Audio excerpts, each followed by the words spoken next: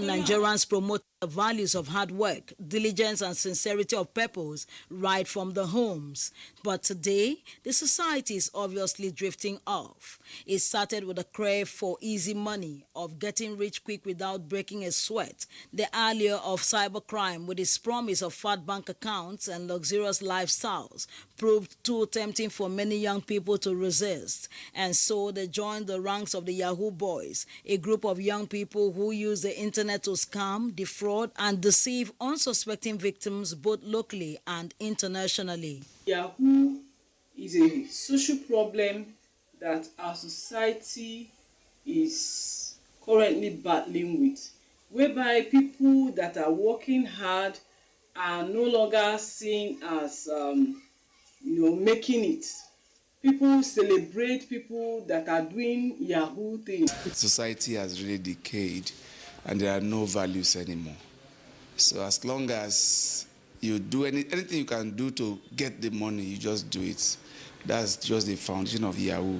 I want to have what all my friends are having. And most of the times I may be friends with the rich guys, which their parents are aware to do. And the best way is for me to use my phone to actually balance it. He is a student of a higher institution in Nigeria, and he holds the blame back to the parents and leaders. So you know where a child grows up seeing his mom work out her whole back just to provide food on the table. And he's seeing friends that once they sit down, it start coming. So because of that thought, and I don't want my mom to struggle.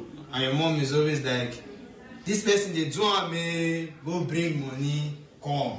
You see some parents, you see they want to push their sons to use their son as competition. Like, look at this person's son, what are you doing?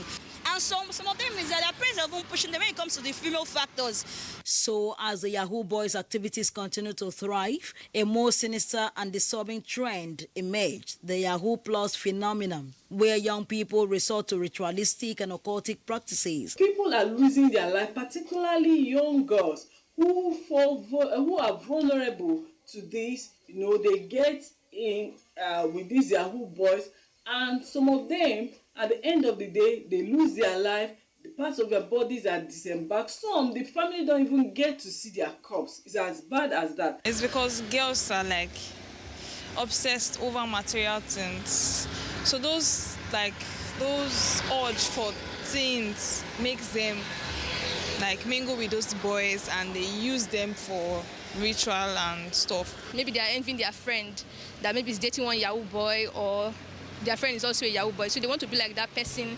They want to spend like that person too. They want to have what that person has. The implications of these activities are far-reaching and devastating. It will damage the economy, to destroy lives, to destroy families. For many young people, the situation seems hopeless with no way out in sight. They lament of no opportunities and no future, regretting that some young people are forced to choose between a life of poverty and desperation or a life of crime and deception. It's getting dangerous by the day. The next opening, what you will hear, different stories every day. Well, the preachers will do their work. They should preach more.